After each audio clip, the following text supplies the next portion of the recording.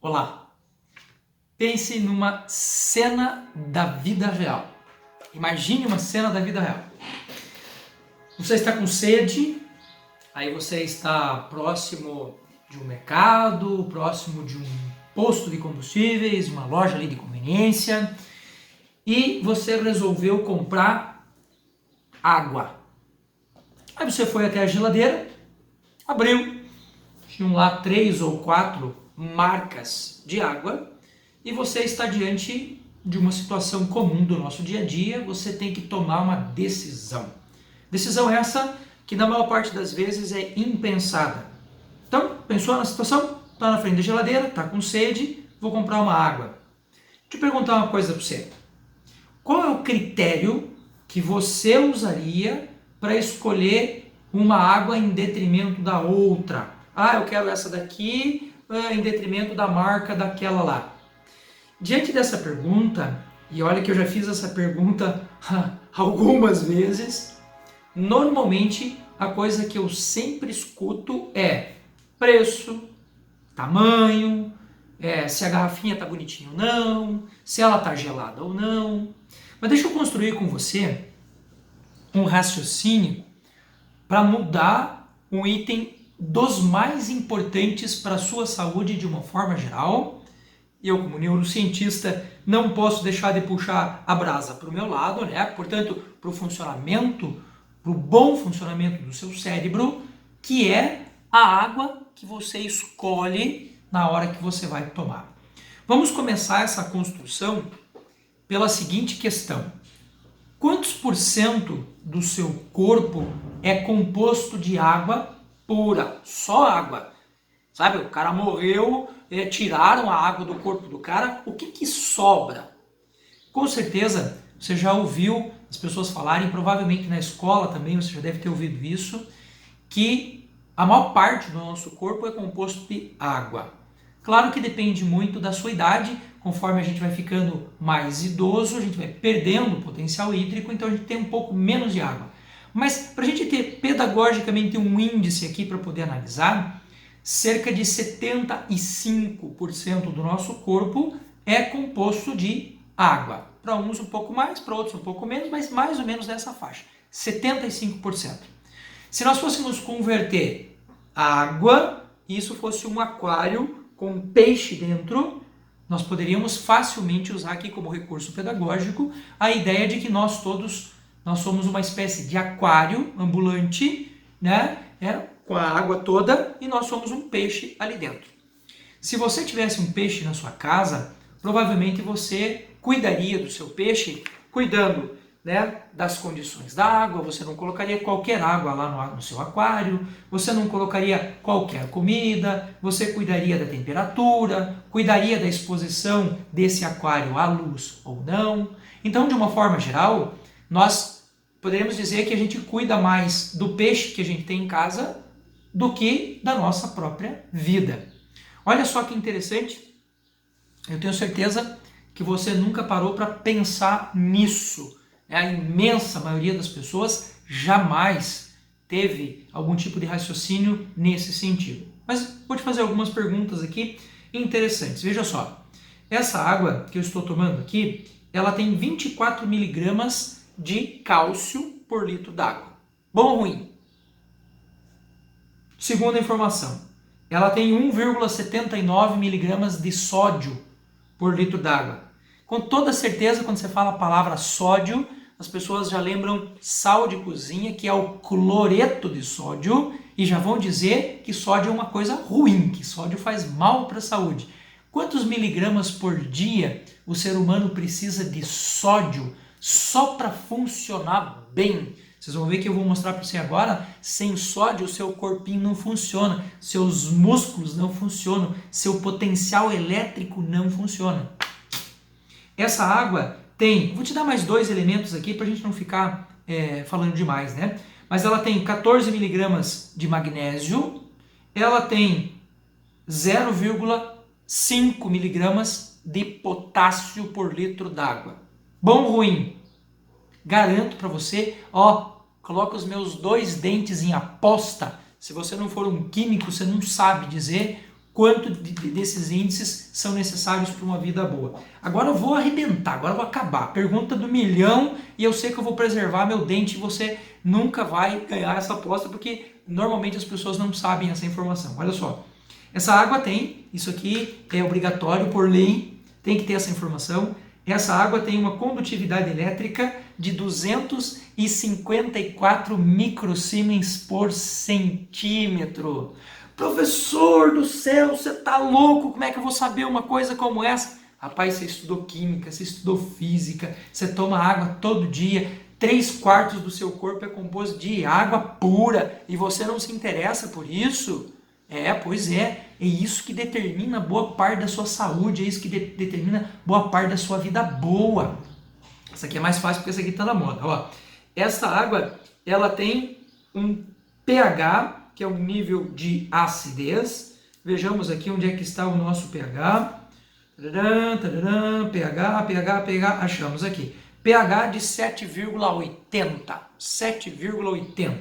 É bom ou ruim? Bom, vamos a algumas análises para você entender bem do que eu estou falando, tá?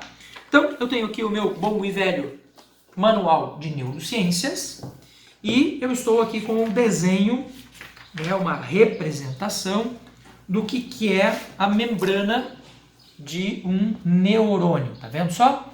Então você tá vendo essa parte azulzinha de fora aqui, essa parte de fora é a bainha de mielina. Bainha de mielina é aquela capinha de gordura que protege o nosso neurônio, tá vendo? E aqui eu tenho a extensão do nosso axônio, aquela extensão do nosso neurônio. Essa extensão aqui, vocês estão vendo aqui que ela tem duas camadas, camada de fora e a camada de dentro.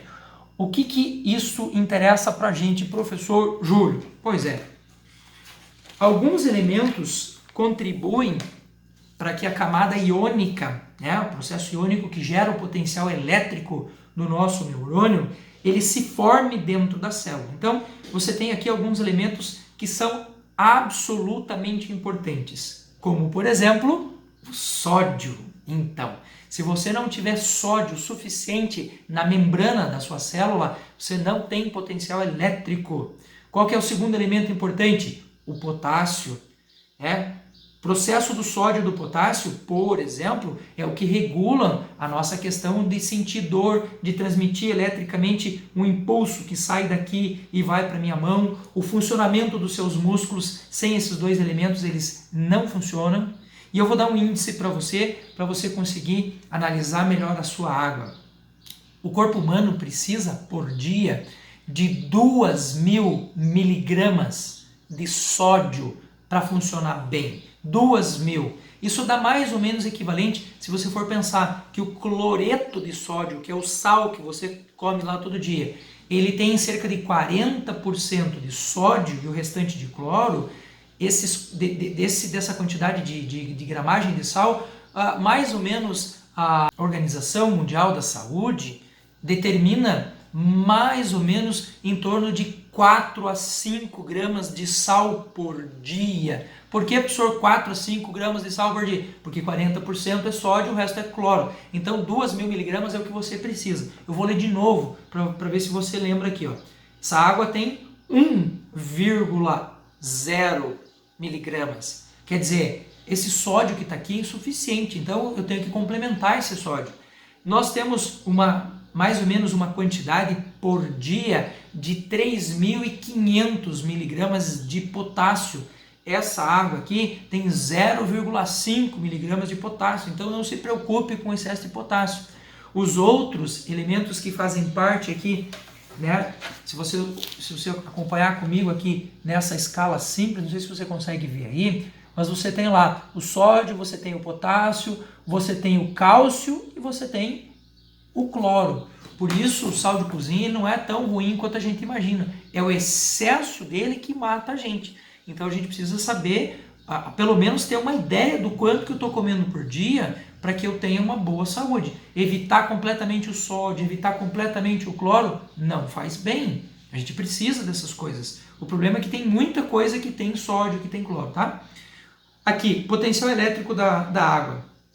Como a nossa membrana aqui da célula precisa de um acúmulo, de gerar esse potencial elétrico para poder funcionar, nós também temos uma condutividade elétrica dos nervos humanos. É por isso que essa informação da condutividade elétrica da água que você está tomando é importantíssima.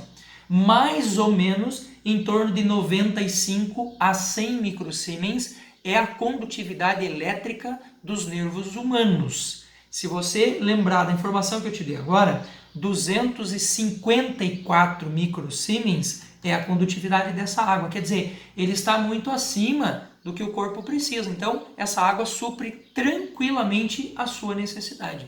Se você aí na sua região começar a analisar as águas que você compra, você vai ver que boa parte delas, depende da região do Brasil, tem condutividade elétrica abaixo de 60, abaixo de 50. Então veja, é uma condutividade elétrica que não dá conta daquilo que o corpo precisa.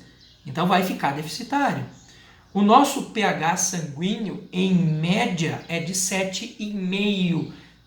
Lembrando que quando você sobe na escala 8, 9, 10 e assim por diante, você tem ali o que a gente chama de pH alcalino. E quando você tem para baixo do 7, você tem um pH ácido. Mas essa é a média do seu corpo. Se você for pegar o seu intestino, a média de pH do intestino é mais ácida do que a média sanguínea. Se você tiver, né, como hoje acontece, e você tem que tomar um cuidado muito grande com isso, porque hoje as propagandas que você vê na TV são propagandas assim: não, tome essa água porque ela tem um pH alcalino maravilhoso, pH de 10. É verdade, acima, mais alcalino, vai produzir em você um efeito interessante.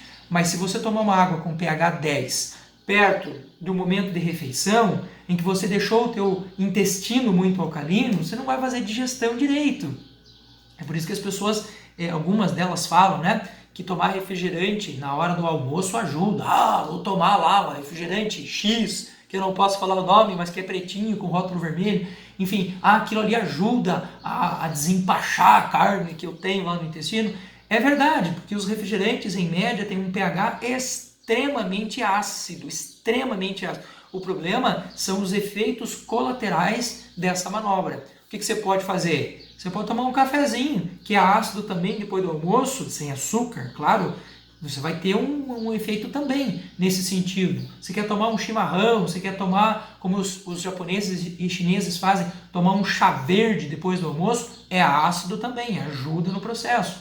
Ah, vou comer uma feijoada e por conta disso vou aí comer uma laranja junto com a feijoada. Você tem ali um elemento ácido, enfim. Então dá para ter uma vida mais saudável usando coisas que também são saudáveis e não ir tanto para essas coisas químicas que a gente tem por aí, tá bom?